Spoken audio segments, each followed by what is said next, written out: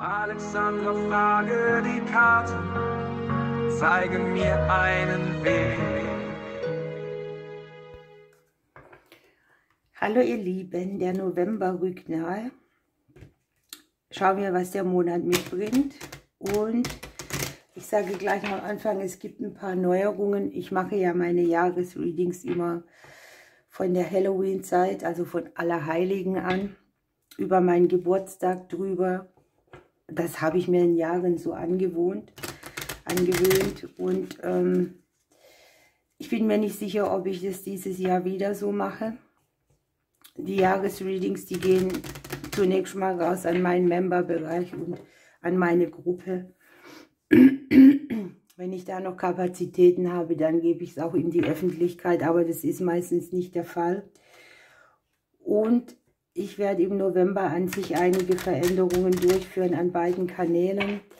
Auf dem Tagesorakel-Kanal gibt es nur noch die Tagesorakel und die Sternzeichen-Orakel und alles wie Monatsorakel, Vollmond, Neumond mache ich hier auf dem Hauptkanal.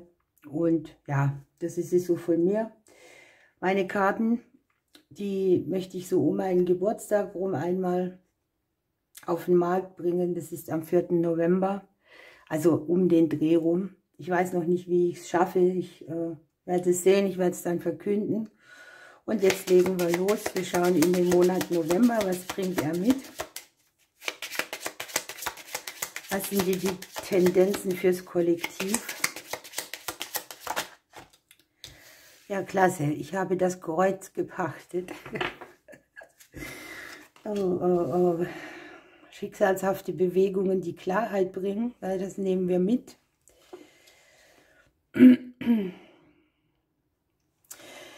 Ja, nichtsdestotrotz haben wir hier auch die Glückskarte im Haus des Klees drin. Also es kann zweimal Glück sein, doppeltes Glück. Glück auf zwei Ebenen, auf zwei Wegen. Hier kommt schnelles Glück noch oder überraschendes Glück. Kann eine Erleichterung auch im Alltag mitbringen.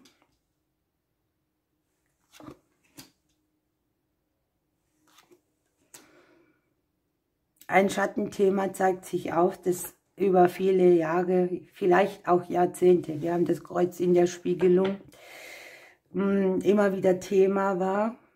Eine tiefe Emotion, eine gewisse Schwere.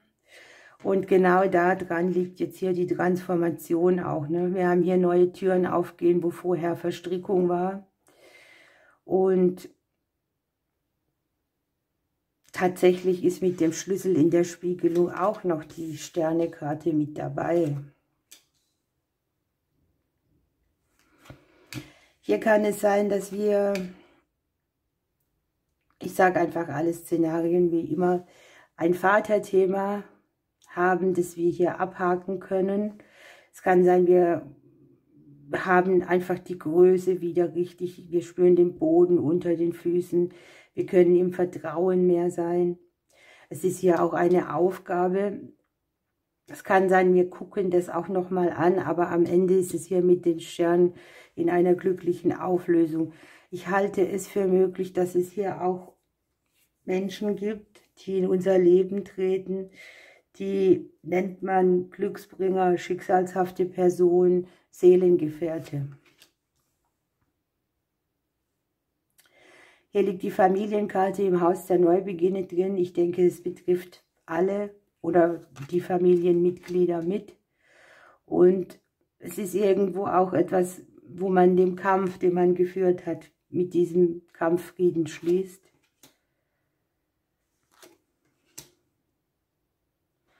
Es sind auf jeden Fall die Elternthemen dabei, bei denen uns neue Türen aufgehen oder auch, ja, ich sag mal, die Prägung der Vergangenheit. Hier liegt die Schlange im Haus des Bären drin. Das kann auch hier nochmal sein, ne? Dass wir so Genesung auf dieser Ebene finden. Dass wir Klarheit kriegen, wo wir vorher keinen Durchblick hatten. Für einige von uns kann sein, dass die Liebe auf die Probe gestellt wird. Eben im Thema Vertrauen oder wir haben jetzt hier, wenn ihr das anschaut, die Vaterfigur und die Hauptperson Mann in der Herzebene mit drin, mit dem Schicksalskreuz. Manchmal ist das so, dass sich da was aufrüttelt, was aufzeigt, was eine neue Erfahrung mitbringt. Das kann so vieles sein an Themen, das ist bei uns nicht bei allen gleich. Im Prinzip ist es, du kannst deinen Vater glorifiziert haben, wird es für den nächsten Mann schwierig, an diesen Platz zu kommen.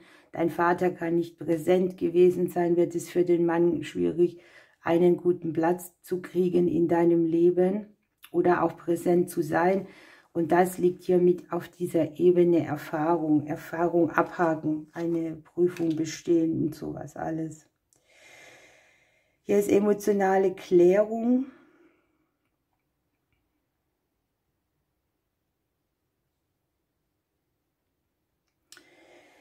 Die betrifft zunächst mal die Familien. Ich habe das so, dass es Umstände von außen gibt, die sehr viel Klarheit mitbringen. Das Thema Klarheit zieht sich hier so ein bisschen durch. Hier ist das Beenden von Unklarheiten.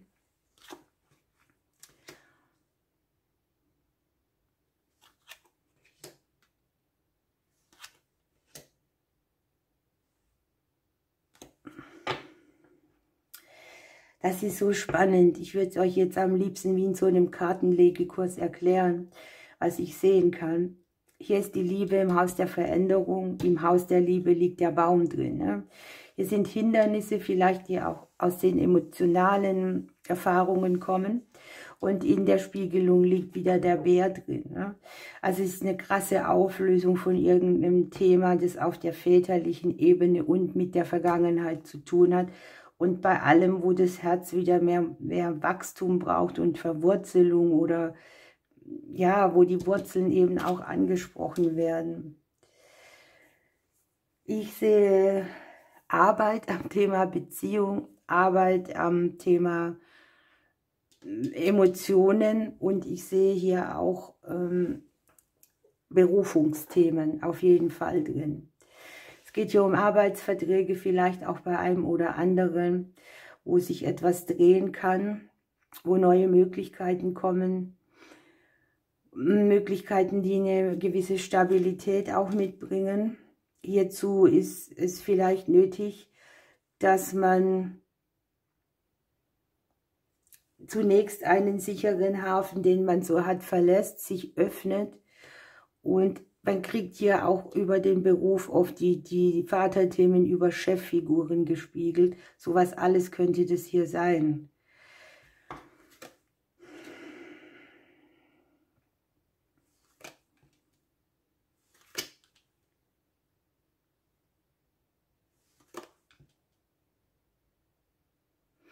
Wir selber legen uns ins Haus der Familie rein. Wir spiegeln damit, dass wir viele Nachrichten haben, die Entscheidungen auf den Weg bringen, die neue Möglichkeiten mitbringen. Es fühlt sich vielleicht noch so ein bisschen unsicher an oder man hat ja auch das Thema Diskussionen oder nicht mehr diskutieren wollen oder ja, dass man für etwas einsteht, das jetzt wichtig wird. Und wir haben die Beziehungskarte hier im Haus der Sonne drin. Ne? Hier klärt sich was auf, hier strukturiert sich ein eingesessenes System, um das wir im Bereich Beziehung, Liebe, Partnerschaft, Freundschaften und so weiter haben.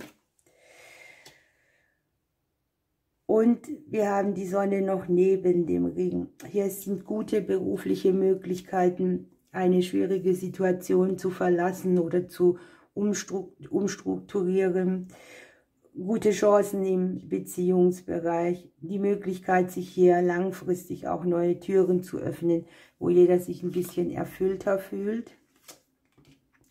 Wir haben finanzielle Veränderungen und Entscheidungen, die hier auch anstehen, die ein bisschen mit, wie soll ich das sagen, mit Hindernissen verbunden sind. Also es ist eher so eine Qualität, Finanzen liegen hier im Haus der Hindernisse drin. wo man etwas verändert oder in den Umbruch bringt, was eben ein bisschen zäher vorangeht. Hier sind die beruflichen Neubeginne. Hier sind auch kleinere Änderungen für die Selbstständigen drin. Ich habe im Haus des Turmes auch die Transformation, ne? Und in der Spiegelung. Also für die Selbstständigen sieht man hier auch Wandlungsprozesse, Anfang, Ende, Neubeginn, die auch mit dem Thema Finanzen zu tun haben. Aber am Ende haben wir hier oben den Klee drin, also es ist eine gute, glückliche Auflösung. Und wir haben das Haus im Hause des Kreuzes drin. Im Haus des Hauses haben wir hier die Sense. Bedeutet für mich, hier sind auch Schnitte, die man in der häuslichen Umgebung macht oder Veränderungen, die rasch kommen, andere Mietverträge, Umzüge, Auszüge, jedenfalls gute, denn wir haben hier das Kleeblatt, die Familie, die Bewegung, die Kommunikation. Alles, was mit Kommunikation zu tun hat, ist hier aber auch ein bisschen so, dass es Stress mitbringen kann oder ja, dass man ungesagte Sachen ausspricht. Was ich auch sehen kann, ist, dass etwas nicht gesagt wurde und deshalb zum Konflikt wird. Ja, wenn der häuslichen Ebene nochmal auch alles, was mit den Verträgen zu tun hat, mit den Verbindlichkeiten im Haus der Sonne hier, dürfte sich etwas Gutes wenden. Kann auch eure Kinder betreffen. So, ich gucke gerade nochmal drüber. Hier ist ein sicheres Vorankommen zu sehen, eine Veränderung, die Sicherheit mitbringt und eine neue Stabilität, die sich hier erarbeitet wird. Und wenn wir hier nochmal gucken, das Schicksalskreuz korrespondiert hier mit der Sonne. Ja, hier ist eine große Last, die abfällt, nennen wir es mal so. Okay, schauen wir noch ein bisschen weiter. Was kriege ich für den November noch mit?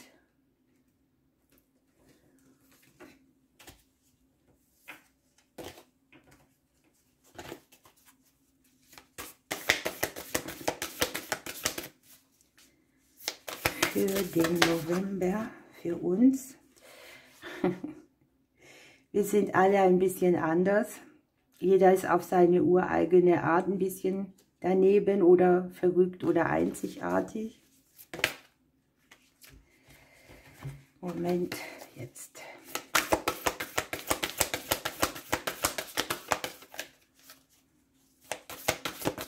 Kann natürlich auch ein Hinweis sein, dass man vielleicht mit Menschen zu tun kriegt, die wir nicht auf Anhieb verstehen, die sich dann aber nachher als große Stütze darstellen. Oder es ist eine Eigenschaft in uns, ne, wo wir denken, irgendwas an mir ist nicht normal. Nutzt eure Zeit gut, mache jeden Moment zu einem Moment, der zählt und lerne dich selber neu kennen. Hier geht sehr viel mit einem Kreislauf vorüber, der eine gewisse Phase lang auf dem Plan mitstand oder mit dem wir eben gelebt haben. Und hier macht man aus dem, was man ist, sozusagen auch noch das Beste.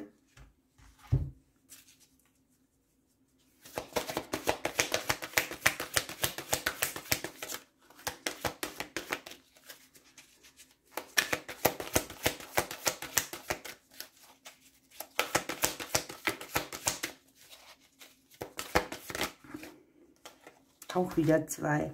Hier wird ein Monat sein, in dem wir etwas reinigen, in dem etwas wieder so klar ist, bevor es konditioniert war oder verbraucht oder angetatscht und es entsteht ein neues Gedeihen. Eigentlich 2 ganz gegensätzliche Karten. Hier ist Schnee, hier ist warm. Ja?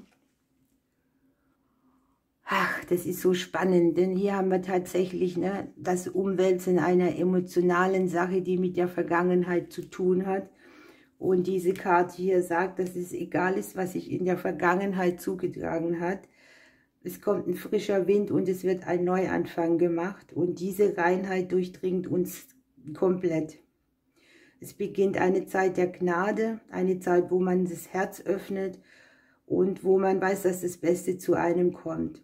Und wir dürfen alle lernen, dass es nicht gesagt ist, dass in der Zukunft Dinge passieren, die ebenso wie in der Vergangenheit waren. Unser Leben kann leuchtend, glitzern und fröhlich sein. Das ist das, was uns ausmacht. Hier nochmal diese Bestätigung, ne, dass die Vergangenheit nicht gleich sein muss. Und es ist wirklich so eine Zeit, wo man die Erlösung auch fühlt, wo man spürt, irgendetwas wird befreit. Und auf diesem Boden findet dann das Gedeihen wieder statt. Hier guckt man sich dann auch an, ne, dass man eigentlich ein Überlebenskünstler ist und dass wir in Situationen, wo andere vielleicht denken, welche Herausforderung, dass wir da groß geworden sind. Aber es gibt jetzt tatsächlich neue Lebensumstände. Man wächst über Schwierigkeiten hinaus, man ist stark und standfest. Man kann auch von der Kraft, die man hat, andere weitergeben, solange man auch gut für sich selber sorgt. Aber hier kommt so eine Umstrukturierung, dass das Kraftvolle in uns wieder wächst und die Vitalität und das Wohlbefinden uns ganz gut tun. Es ist immer so, wenn du andere an deiner Kraft teilhaben lässt, sind es oft die, die dir nichts zurückgeben können. Aber das Universum sorgt dafür, dass du es auf eine andere Weise wieder kriegst. Und das kann ich nur so bestätigen. Ihr Lieben, ich wünsche uns allen einen wunderbar schönen November. Ach so, ich wollte noch eine kleine Karte springen lassen und dann